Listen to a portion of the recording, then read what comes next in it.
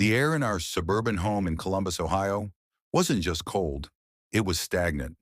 It was the kind of heavy, pressurized stillness that precedes a devastating storm. I stood in the kitchen, the familiar scent of morning coffee now sour in my nose, gripping a damp dish towel until my knuckles turned white.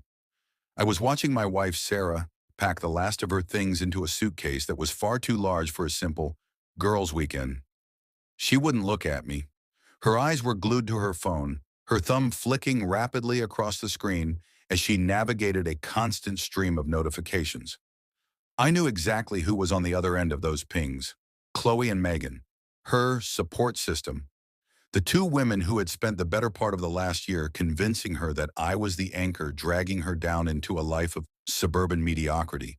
I just need space, Caleb, she said, her voice sounding rehearsed, almost robotic, as if she were reading lines from a script they had written for her. You don't appreciate what I do here. You take me for granted. You think this house runs itself?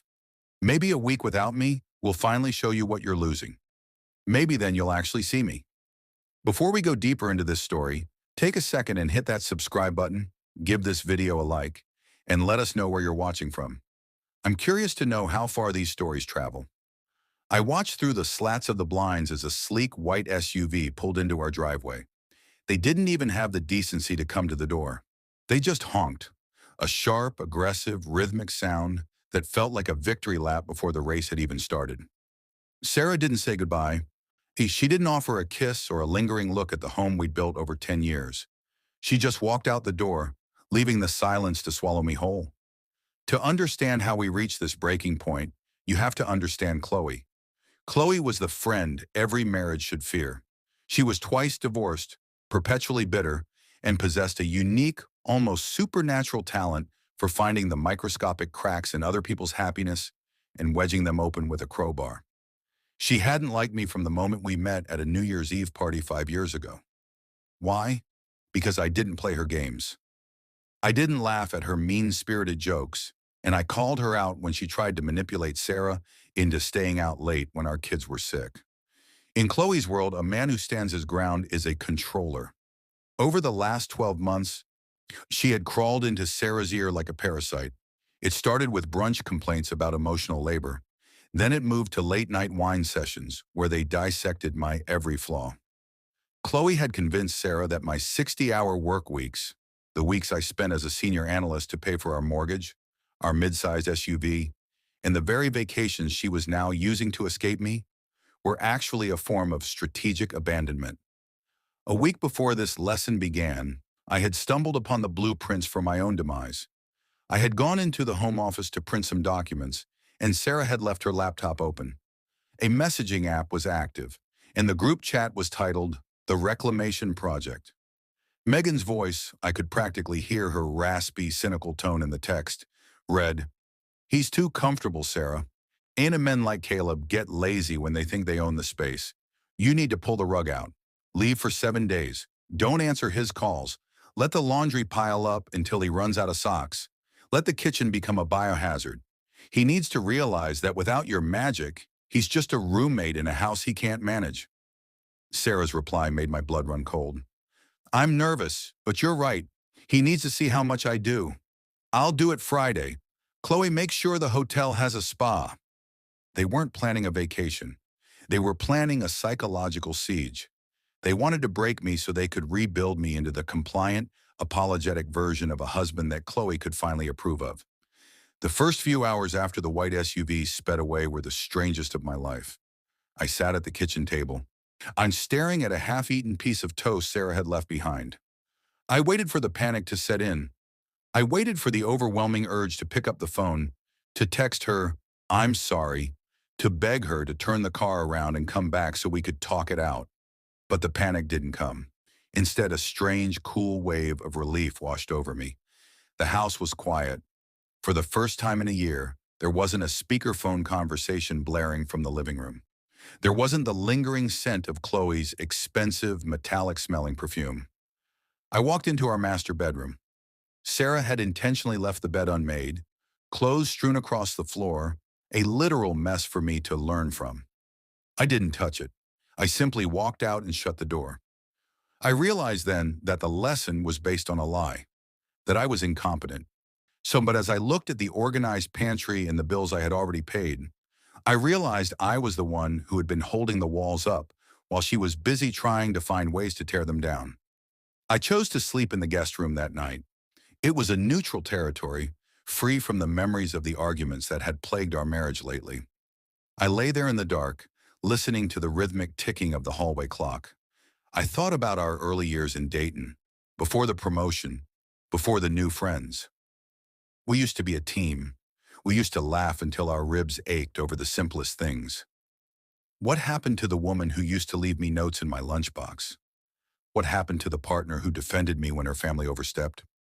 I realized she hadn't left me today. She had been leaving me, piece by piece, conversation by conversation, for 18 months. Before we continue, take a second and share your thoughts so far on this story below. I read every single one. Do you think Caleb is being too cold, or is this the natural reaction to being manipulated? I woke up at 5 a.m. without an alarm. Usually I'd spend 20 minutes tiptoeing around, trying not to disturb Sarah, who would wake up in a foul mood if she heard a floorboard creak. This morning I made a full breakfast. I went for a 4-mile run through our quiet neighborhood, the crisp Ohio air clearing the fog from my brain. When I returned, I showered and looked at the kitchen. The mess Sarah had left as a test was still there. I cleaned it. It took me exactly 12 minutes. I realized that without her there to create emotional chaos, the physical house was easy to manage. Without her demanding my attention for Chloe's latest emergency, I finished my work reports 3 hours early. I felt a level of focus I hadn't felt since my 20s. The lesson was working, but it was teaching me that I was actually a very capable, peaceful man when I wasn't being told I was a failure. By the afternoon of day 2, the social media campaign began. I didn't follow Chloe, but my sister did. She called me, her voice trembling with indignation. "Caleb, have you seen what they're posting? They're making you look like a monster." She sent me a screenshot of Chloe's Instagram story. It was a picture of the three of them at a luxury resort in the Hocking Hills, clinking champagne glasses. The caption read, "Finally free from the weight. Sometimes you have to leave the castle to realize you were always the one holding the crown. Hashtag reclamation, hashtag the lesson, hashtag know your worth." Sarah was in the background smiling, but her eyes looked distant. She looked like a hostage trying to blend in with her captors. I didn't feel the urge to comment or defend myself. I felt a profound sense of pity. My wife was being used as a prop in Chloe's personal crusade against men. Day 3 is usually the day the man-child is supposed to break. According to the lesson logic, I should have been texting her, asking where the extra laundry detergent was or how to get the kid's iPad to sync. Instead, I spent the day in the garage. I have a workbench out there that had been buried under boxes of Sarah's decor for 2 years. I cleared it all off. I spent hours sanding down an old oak chair I'd meant to fix. The manual labor felt like a form of prayer. I wasn't ruling an empty castle. I was reclaiming my own space. I realized that for years I had shrunk my physical and emotional footprint to make room for Sarah's growing resentment. Now the footprint was expanding again. That evening, Sarah finally broke the silence. A text pinged on my phone while I was cooking a steak. "Hope you're handling things okay. Don't forget that Tuesday is trash day. Also, the kids told me Grandma took them for ice cream. Hope they didn't spoil their dinner. It's quiet here, but I'm learning a lot about myself." I didn't reply. I knew it was trash day. I'd been the one taking the bins out for a decade. The mention of the kids was a guilt trip, a reminder that she was monitoring me from afar. I put the phone face down on the counter. I realized I didn't want to hear about what she was learning if it was being filtered through Chloe's bitter lens. I ate my dinner in peace, watching the sunset over the backyard, and for the first time in a long time, my chest didn't feel tight. While I was finding peace, Sarah's lesson was starting to fall apart. I learned the details later, through the credit card statements and her own eventual confession. By day 4, the resort wasn't a sanctuary, it was a cage. Chloe and Megan had started fighting over who got the master bedroom in the suite. Chloe had spent most of the time on her phone, arguing with an ex-boyfriend, while Megan kept trying to convince Sarah to join a high-priced lifestyle coaching program she was getting a commission for. Sarah was beginning to see that her support system was actually a group of vultures. Every time Sarah tried to talk about missing the kids or feeling bad about leaving me, Chloe would shut her down. "You're just experiencing trauma bonding, Sarah. Don't let him win." By the fifth day, I had reached a state of unapologetic clarity. I went to dinner with an old friend from college, someone I hadn't seen in months because Sarah had claimed he was disrespectful, meaning he didn't agree with Chloe. We sat at a local pub in downtown Columbus, and he looked at me and said, "Caleb, you look 10 years younger. What happened? Did you finally go on that diet?" I laughed and told him I'd just been getting some space. I realized then that my marriage had become a source of physical aging. The constant walking on eggshells showed the endless lessons, the feeling that I was always one mistake away from a week-long cold shoulder. It had been killing me. If you were in Caleb's shoes, feeling this sudden sense of freedom and health while your spouse was away trying to punish you, would you even want them to come back? Share your thoughts in the comments. I read every single one. At 1 a.m. on day 6, my phone buzzed with a voicemail. It was Sarah. She sounded like she'd had a few glasses of wine, and her voice was thick with suppressed tears. "Caleb, why aren't you answering me? I've sent 4 texts today. Chloe says it's because you're trying to use silence as a weapon, but I don't feel like I'm winning anything here. Everything is so loud and everyone is so angry. I just want to hear your voice. Tell me the house is a mess. Or tell me you need me to come home and fix everything. Please." I listened to it twice. I felt a pang of sadness, but it was overshadowed by a realization. She didn't want to come home because she loved me. She wanted to come home because she wanted the validation of being needed. She wanted me to be the broken man the lesson promised I would be. I didn't call her back. I spent day 6 doing a deep clean of our life. I gathered all the bank statements from the last year. I saw the thousands of dollars Sarah had spent on Chloe's business ventures. I saw the charges for the empowerment seminars that were really just hate group sessions for divorcees. I wasn't preparing for a fight. I was preparing for a closing argument. I realized that if Sarah walked through that door and didn't see the reality of what her friends were doing to her, there would be no home to come back to. I spent the afternoon at the park with our kids who had been staying with my mother.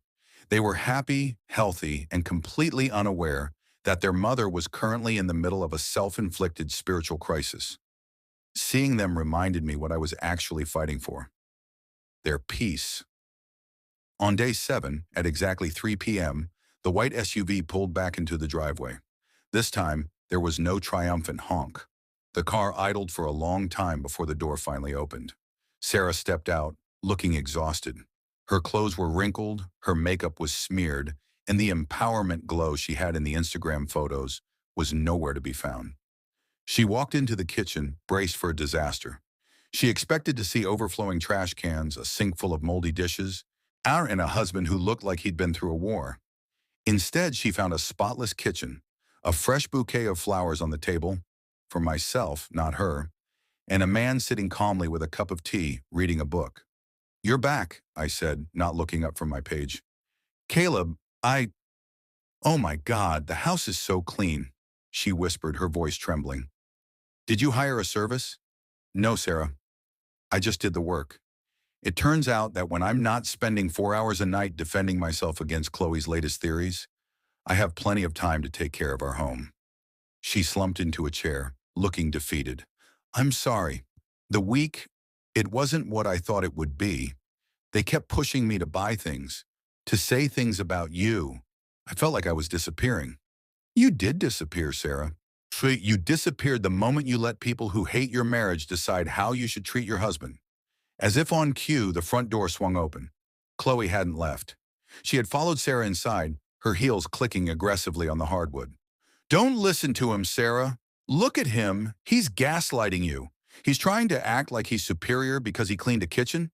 This is a classic narcissistic power play." I didn't even stand up. I looked at Sarah. "This is the moment, Sarah. This is the only lesson that matters. You either tell her to leave and never step foot on this property again, or you get back in that SUV and you go find a life with her.